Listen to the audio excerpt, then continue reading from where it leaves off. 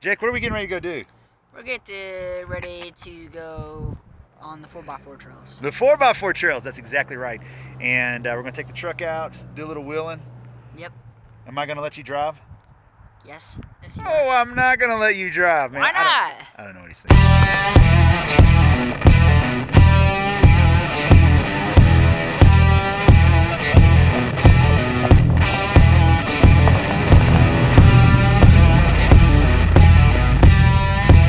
Anyways, You're crazy. we are here. Where are we at right now? We are at National, Come on. the Come on. Lincoln National Forest. He's got it, guys. Lincoln National Forest.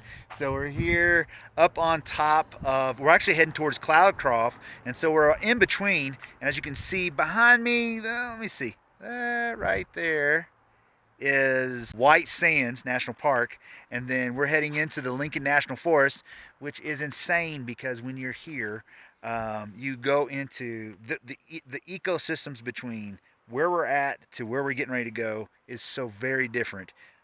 What basically breaks up these ecosystem is this mountain range that we're getting ready to go through.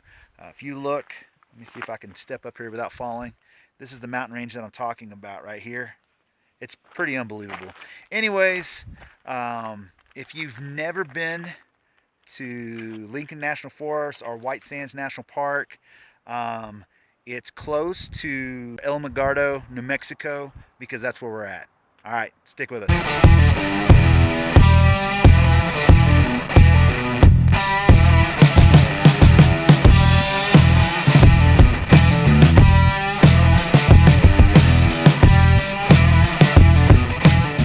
All right, so we're back. As you can tell, we are videoing. Can you talk, Jake? What are we doing? We are videoing. Videoing Lincoln National Park. Forest. We're both tongue-tied. So Lincoln National Park, we're videotaping in a couple different spots along the trail. Right now we've just pulled off. We're still on some gravel, some dirt, but the trails are they're pretty well maintained here within Forest Department. They take good care of their trails, so that makes it pretty accessible for most four-wheel drive trucks. If you have a car or even an all-wheel drive car, if you don't have enough clearance, I would probably not recommend trying to do some of the trails that are here. You want to ask a lot of questions, especially from the locals that travel these trails on a regular basis, because especially on these trails, if you don't have certain pieces of equipment, you can put yourself in a bad place. Example, like some of the things that could happen when you're out on the trail. If you have a tree that's down in front of you, and it's one lane to be able to, and that's the only accessibility that you have, and you're going up a hill, you've got to have a way to be able to move the tree out of the way, or you're going to have another person with you to be able to help back you down the trail so that you're able to find a spot that can be turned around. With a lot of these trails that we've been on, some of them you have enough room to turn around on the road. I mean, don't take me wrong, you'll be kind of going back and forth quite a bit to make yourself to be able to get turned around. On this trail that we're getting ready to go up, it's enough room for one vehicle. So if you meet a person, somebody's going to have to climb the hill. And I mean by climb the hill, you're going to have to ride up on the bank, or you're going to have to go down, and then you're going to have to get yourself back out. The great thing about the Power Wagon, it actually has a 12,000-pound winch. It's built on the front, and I also have other equipment and gear that's within the truck. So if we ever do get ourselves in a situation, we are able to get ourselves out of it. We ran into an older gentleman, and he gave us kind of some tips of different places to go to see wildlife, and also to be able to access some of the trails. So that was really, really helpful. A lot of the trail systems here is mapped out, so if you go to the forestry department and you talk to them, they're going to be able to show and tell you what trails to go up and go down, that you're going to be and put yourself in a better situation, a good situation. So anyways, we're going to go ahead and jump back in the truck. It is a little chilly. Going up this mountain, it usually drops between 30 to 40 degrees, and that's what we've experienced. So Jake, what do you think so far? It's cold. It's cold. Ready to Very go? cold, yeah. You ready to get out of here? Yeah. All right, let's go. All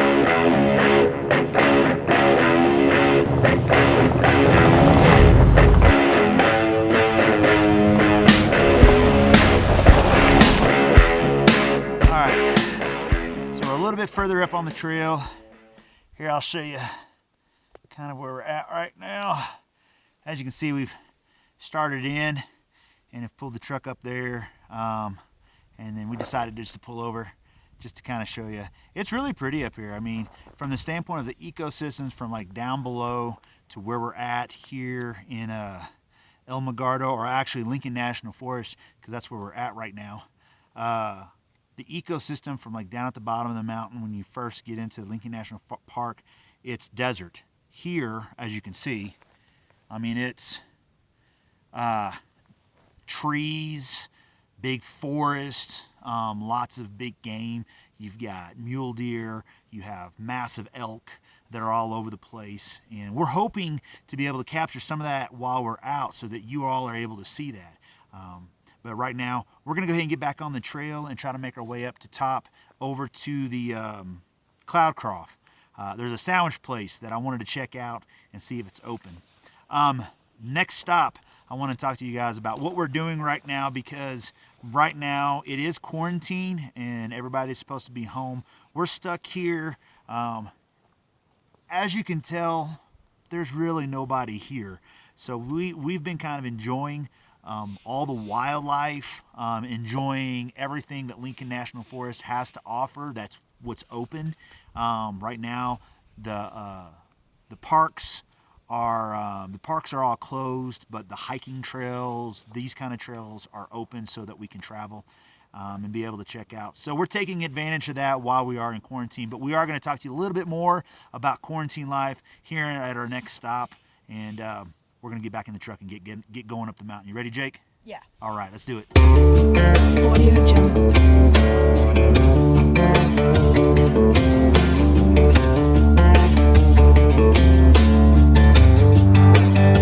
Audio Jungle.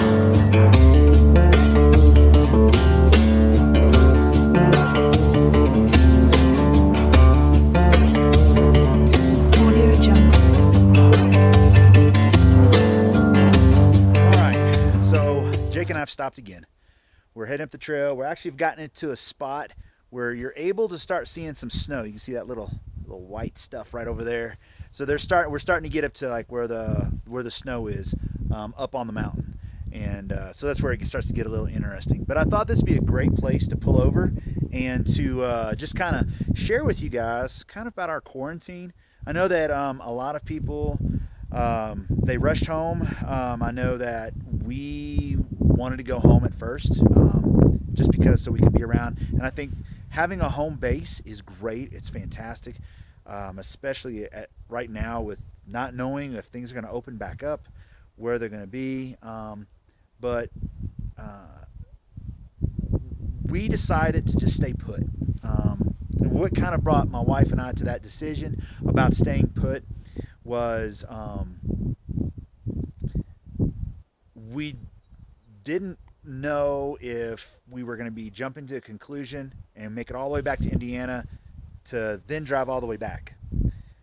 We knew that if we stayed put, that if this was really, really serious, that we might be stuck here.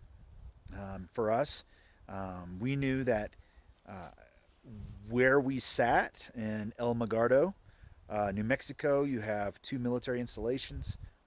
We knew that they probably wouldn't let that get out of hand, especially with the military being in this area. So there was a lot of things that brought us to the conclusion to just stay put for a minute, take a breath, step back, not to panic, make a plan. And we have a lot of friends that have done that, just that. They made a plan and then they exercised their plan. And I think the people that live on the road, that's kind of normal. I think that, for a lot of people, you want to make a plan, then work the plan. So that's what Andy and I did. We just made a plan. We worked our plan. We stayed put. We stayed calm. And we thought there's a lot of stuff to see here in El Magardo, New Mexico. And we knew that we could enjoy it. So far, the weather has been amazing, especially down in the basin. It's been awesome. Up here on the mountain's been a lot of fun. And I think probably one of the big benefits for all of us, it's really kind of kept us busy. What do you say, Jake? This coming up on top of the mountain's been a lot of fun. Yes. It's been a lot of fun for all of us. All the way from seeing all the wildlife that's on the mountain, being able to hike the trails, being able to do what we're doing right now. We feel very blessed to be able to have as much to do. So this has been great. Even the KOA, we're staying at a KOA right now here in El Magardo. The owners are amazing people. They're great people. They've treated us so well. There's a guy by the name of Eric that works there. So when you see him, say, "Hey, I heard about you on Scott's video." He'll probably laugh and get a kick out of that. So, but yeah, we've decided to stay here, stay put, enjoy the time that we have while we're here, in hopes that this country will get back to normal here in the next month or so, and so that we can get back onto our journey. You're not right, Jake? Yeah. Yeah. So what is your thoughts about this, the quarantine stuff? Well, Has there been parts of it? There's been parts of it you have to admit has been a little boring. really, really boring. We've sat still. We sat still so long in the same area, and it's just desert. Honestly, I do like the desert, but it's not very interesting sometimes. Yeah, I mean, I think if you spend an hour in the desert, that's probably enough time. Isn't that right, Jake? Pretty much. Pretty much. If you've seen one grain of sand, you've seen them all. Pretty much. Pretty much. Well, cool. I think that we probably should get back on the road now that we've talked a little bit about our quarantine and about our experience here in El Magardo. You ready? Yeah. We're going to get out of here and get back up the trail. See you.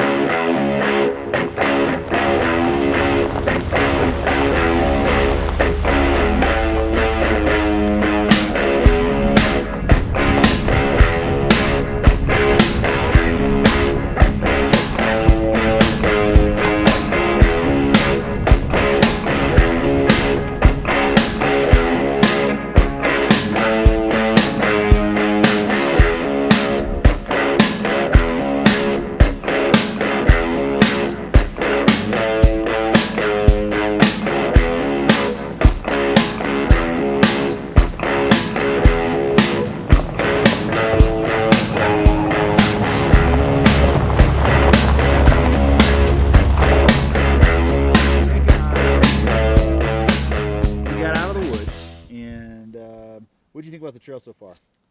The trail's been. What did you think about that trail? The trail was fun. It was. It And- wasn't bad at all. Yeah, so some great views here. As you can tell, the truck's not with us. Jake and I decided to go do a little shed hunting. We saw a guy sitting on the side of the road with a trailer, and he had a trailer full of sheds. And what sheds are when the elk or when the deer loses their antlers, because they lose them, believe it or not, every year. And they drop them on the ground. And a lot of times it's where they usually eat or next to streams. So we thought that'd be kind of a cool free souvenir. So we thought we'd do a little hiking. We're actually back up at Sunspot Vista, I think that's what they call it. It's where they have a couple places to do some observation. We're gonna head over there in a minute, and I'll show you what I'm talking about. Okay, guys, this is Sunspot Observatory. When you get up on Cloudcroft here in El Magardo, New Mexico. El Magardo, you see, is right down in there, the start of the town. The vistas definitely is something to see. If you do come to El Magardo, New Mexico, and you come up to Cloudcroft, I would highly recommend to see that, because I can take pictures and video of Sunspot, the vista at Sunspot. I'll be honest with you, it doesn't do any justice. Which is pretty amazing because, as you can see, we're pretty high up here. I mean, and most of these videos, like right now that we're shooting, what do you think? No. You have to kind of see it for yourself. So through the lens of the camera, you're losing a whole lot. It's literally, there's aspects of this that's very breathtaking. I mean, from the standpoint of like vacationing, this would be a great place to vacation. To be able to come here, I would say you'd want 2 weeks. Elevation wise, you're a whole lot higher in Indiana, and because of that, being higher than Indiana, it takes a little bit of getting used to the elevation.